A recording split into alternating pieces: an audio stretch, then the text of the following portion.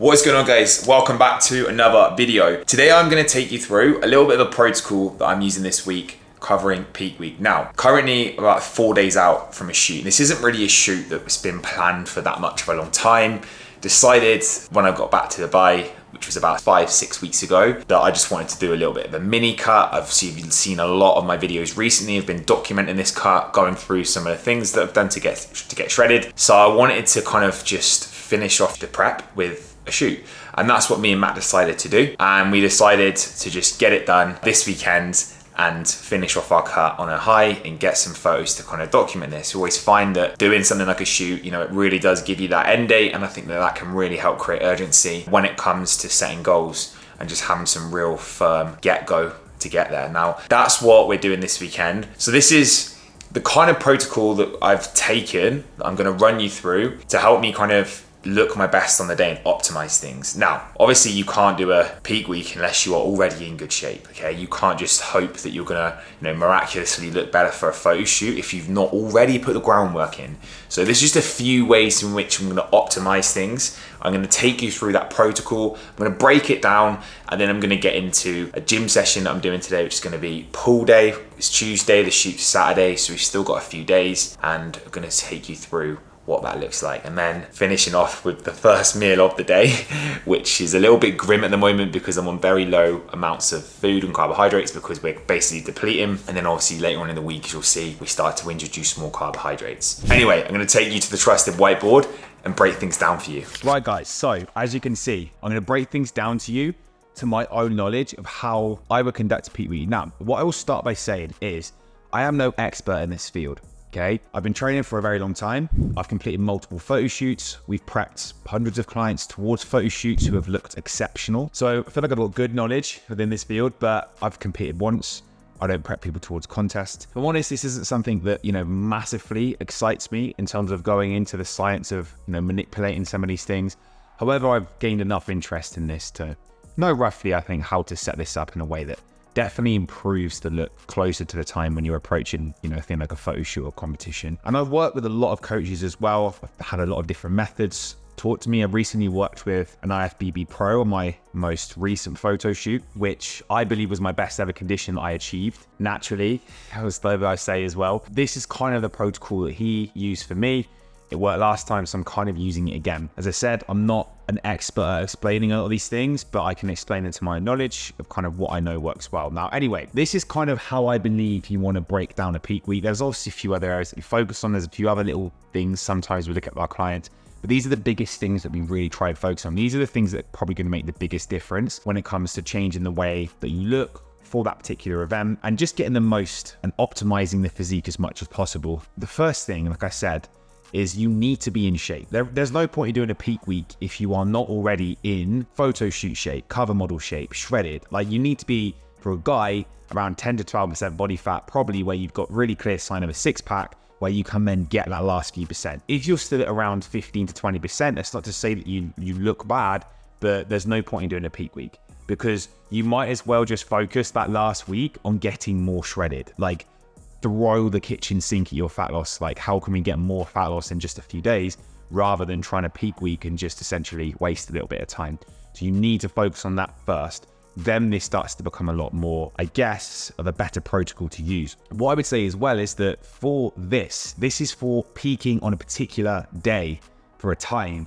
You don't want to use this protocol if you're just going on holiday, because yes, you'll look good for like a day, but it's not worth all this graft to literally look good for like a day and then for the rest of the holiday, not particularly look good and have like some sort of food disorder. There's other ways you can peak for a holiday. Maybe just use the more kind of carb manipulation rather than following something that's a little bit more strict. So there are just a few things to think about before we get into this. The first thing you want to think about is carbohydrates. Now, carbohydrates can be used very well during a peak week because you can manipulate them to make yourself look fuller, because our muscles have what we call glycogen inside of them. When we consume carbohydrates, they fill up with glycogen, they look fuller, we look bigger. So if we can manipulate our carbohydrates during peak week, we can actually end up looking better. And you want to think of your carbohydrates almost like a sponge. We can essentially get rid of all the glycogen in a few days of depletion so that we can actually then end up being able to take in more glycogen and fill up even more. So we squeeze the sponge so we can get rid of the carbs, which is where I'm in now, in like a depletion few days where I'm eating very minimal carbohydrates. My body has no glycogen, and then it's able to expand and actually have more glycogen. Roughly, I read something that said that your body can have around maximum glycogen expansion would be around 15 a kilo of your body weight, like 15 grams of carbohydrates per kilo of your body weight, which is obviously quite a lot. And that's absolute maximum. And that actually would also based off the fact that you have got 0 grams of glycogen within your body when you actually go and do a carb load, which is unlikely. But that's something to consider. So in terms of the way that we're doing this next few days is quite minimal carbohydrates. At the moment, it's actually about 100. The next couple of days, we'll be dropping a little bit more, mainly just trace carbohydrates. So like nothing with kind of carbs in it, like no rice or anything like that. Even though I've been fairly low on carbs for this cut anyway. And then when we get to Thursday, shoot Saturday, some people might argue that you might want to do a carb load before, but this is the protocol that I used last time. It was 2 days before I had my big carb day. So like Thursday is going to be like 600-700 grams of carbohydrates. We'll see how we go. And then Friday is going to be a smaller amount of carbohydrates, but still quite a lot. Probably looking at about 300 grams of carbohydrates on Friday, but before 12 p.m. because the shoot's going to be early Saturday morning. So then I want the rest of the day to like let my body digest, let my GI tracts actually start to become less inflamed from all the carbohydrates. Waist is going to shrink a little bit, probably going to look a little bit better. That's the protocol when it comes to carbohydrates. And this is all dependent on the person and body weight, okay? You can't just ram carbohydrates down if you're a smaller person. So you have to get it relative. But carbohydrate depletion and loading is essentially a very, very good thing to use. It's a good avenue to have if you're trying to peak and look your absolute best. Number 2 is water depletion and manipulating water. Now, essentially, we want to look at this as the fact that when we drink a lot of water, naturally, guess what? Our body thinks that we're getting a lot of water, so it starts to flush water out. It thinks we're very hydrated, so we get into this flush mode.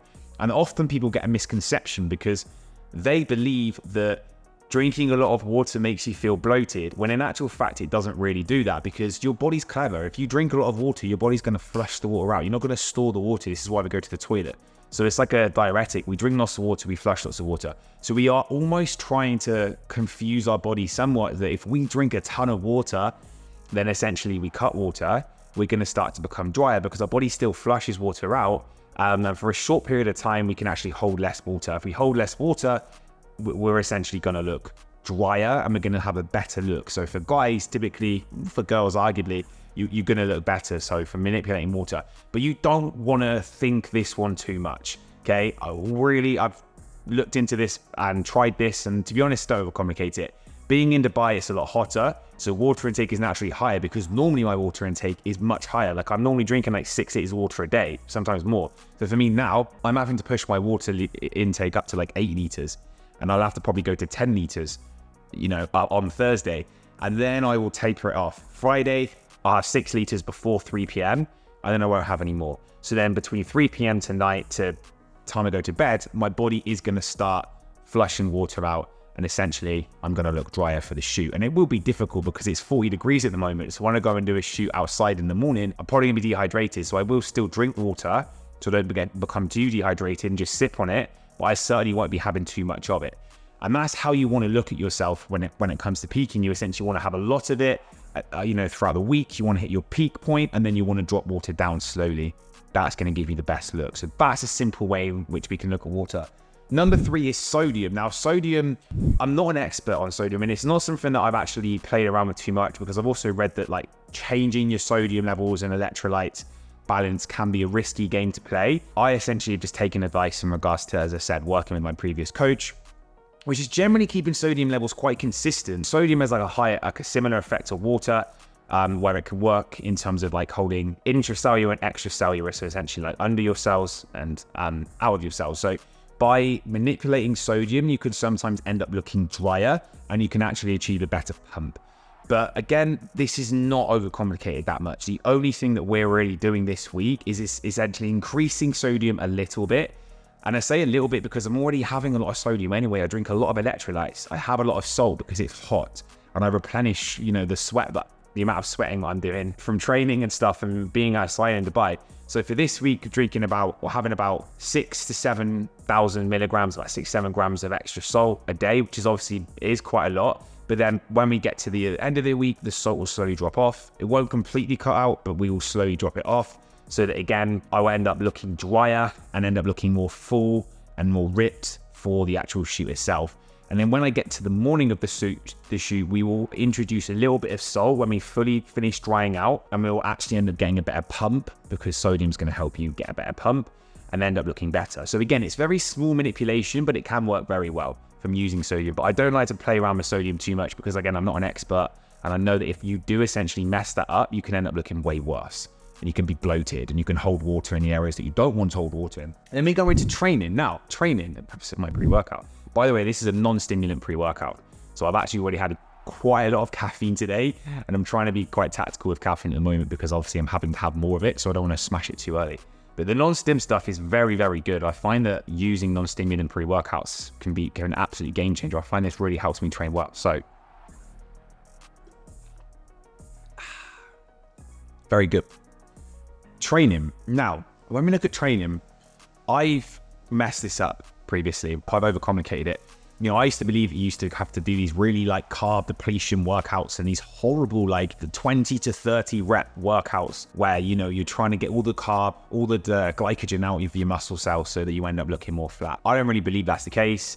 Training should stay pretty much the same in my opinion. You might want to drop the training load by like 20%, so maybe not train to absolute failure.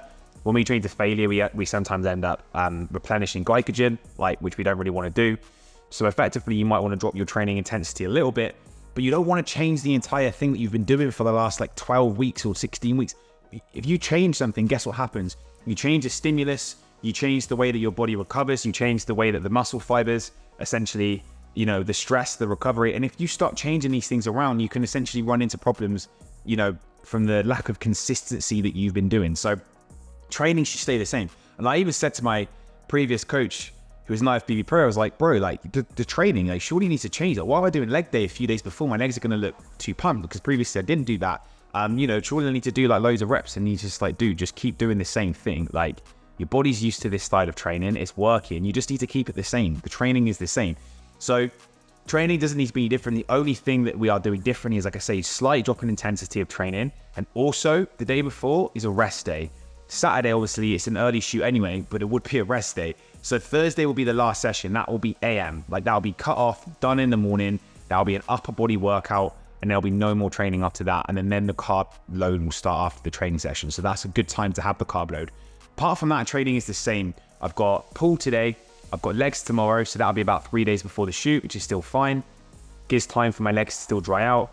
And then upper body Thursday, job done. That's how I'm conducting my training. And it's not any different. I'm following the same split. I'm doing the same workouts. I'm just going to drop the intensity a little bit. So my body is not getting used to a new style of training just before it goes and does a shoot. I want to know that I'm going to recover well. I'm going to be fine. And I'm still going to end up depleting carbohydrates and glycogen from my training. I don't need to do these like weird, wacky workouts, which aren't really going to make a massive difference. And also just hell doing massive like circuit style training sessions when you're low on carbs, you're low on energy, and you don't want to do that. So I would just keep the training same. We always do this with our clients. We don't change the training up anymore. We keep it the same. We let them do the same thing. We give them a rest the day before, nicely de-stressed, and they're ready to go. And the last thing we look at is supplementation. Now, again, like there's no real magic to supplements. There's actually not that many supplements I would really use. There's a few that can help cutting off things like yohimbine. So I've been using yohimbine throughout this cut. I've heard that using that is just not essentially, it's a stimulant that you would probably want to cut out 5 days out. So I'm not using that anymore. Creatine is a mixed one because people say that with creatine you can hold water, but at the same time there's lots of people that say with creatine it just makes you hold water intracellular, so you don't look any worse. Actually, you can end up looking better. However, a recent podcast I listened to with Ryan Terry, he actually said he cuts creatine out a week before. So for this particular peak week, last time I didn't cut it out, working with an IFBB pro, but he wasn't as good as Ryan Terry, so I'm going to listen to Ryan Terry. I've just cut creatine out. I don't really see it's, going to make a massive difference. But for me, I'm just going to not have it for a few days. I'm probably going to end up dropping maybe a little bit more weight. And then essentially, I can bring creatine back in afterwards. Whether that's going to make a massive difference, I probably won't know. That's the only thing. The other supplements that you can use. So we are going to use a diuretic. It's like water shred or something weird. Almost a bit like, can't remember the exact name of the dandelion root, which is a very similar diuretic. It's naturally meant to just pull water out, make you look drier. Obviously, from water depletion, you can use things like that, which are going to help. So that's potentially something that we might consider, that water manipulation pill. Whether that's going to work, we'll probably use that like Friday night, Saturday morning, just get the last bit of water out.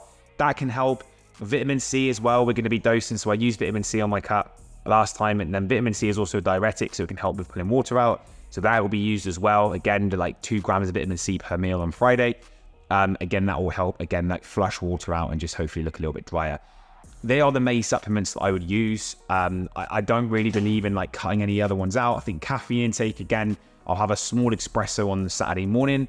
Firstly, that's going to make me feel a bit more lively. Secondly, I think that having a little bit of caffeine can help as well with the water kind of manipulation and the pump and stuff like that too. Small amount. That is pretty much it, guys. So that is like the protocol pretty much broken down in regards to how we're conducting this peak week in particular, but pretty much how I would conduct a client's peak week as well.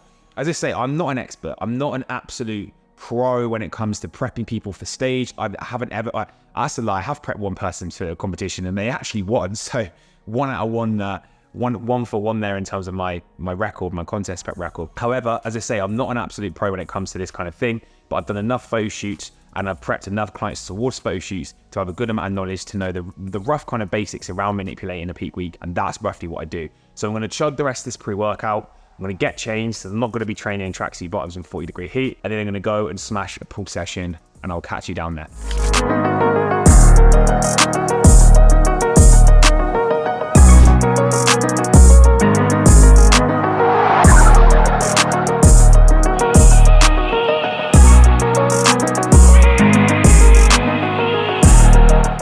So that is the weight session boxed off. I couldn't actually get too much footage today as I'm training at the apartment gym that has, I just couldn't take walking to TK MMA today in the 40-degree heat, so got bad jigs to train at, but when it's busy it's hard to get footage in the gym as there's a lot of people in there and they don't like filming too much. But I know I was with Matt today, I trained solo, but it was a pretty good session. Obviously was feeling it. We got it done anyway, and just now finishing off with about 20 minutes of cardio. I did 20 minutes this morning as well, so I did my cardio today. So I did 40 minutes in total, 20 now, 20 this morning, as well as obviously making sure I hit 12.5 hours of steps as well. So that's the goal, to keep pushing through this peak week. And then we'll be getting into meal one. I just got to probably pop to the shops after this and go and grab some bits. So I'm equipped in, and then it's going to be getting into meal one. And it's not the most excited meal, but you'll see what that looks like. So I got back from the shop. That was again a lot of effort to go and get those groceries, but we are sorted now. I just had to get some chicken mince, not the most fun food, and a few other little bits, some veg and stuff like that as well. So that's cardio boxed off. That's a decent amount of steps boxed off for the day as well. I think I'm at about 9K or something like that, which is good. Now we can chill, and it's almost 2 o'clock and I've still not eaten my first meal. So we've implemented a pretty good fast as well for this peak week. So it's time to eat. And this is basically what I'm having for meal one. It's not the most fun meal. I've actually probably overdone this omelette a little bit now, but here we see. Basically we've got 4 whole eggs and then we've got 4 egg whites. I'm not a massive fan of breaking eggs. I normally just have eggs, like whole eggs, but for this particular week, I've decided, we've got to be a bit careful on the macros, which is why I've opted for a bit of a split. Also got half a pepper, and then we've also got a small onion as well. Put a little bit of salad to that too. It's probably going to work out around maybe 450 calories or something like that. Won't keep me full, but it is food, and food is going to be nice at this part of the curtain regardless. And then we've got a couple of other little meals which we'll get in later. I'm not going to show you that. I don't want to make this video too long today. They're not the most fun meals. We've got some kale and chicken. Then I'll probably have some chicken mince stir fry. And then I'll get a little yogurt bowl in this evening to document the day. And it's probably going to work out at about just over 2,000 calories in total, and about 230 grams of protein, something like that. About 100 grams of carbs today. And then about 60 grams of fat or something like that, 70 grams of fat. I can't remember the exact macros, something around that. And that'll be that. And then we've got another day tomorrow similar. And then Thursday, carb up, get a decent amount of carbs in. Friday, it's going to be moderate, but also cut the food off probably towards midday. The carbs will be cut off towards midday. And then we've got the shoot Saturday. So I'm definitely going to document the shoot, probably make another vlog style video on that. So for now, guys, I'm gonna cut the video off here. Hope you found this useful. If you have, please make sure you smash the like button, make sure you subscribe for future videos, and I'm gonna catch you in the next video.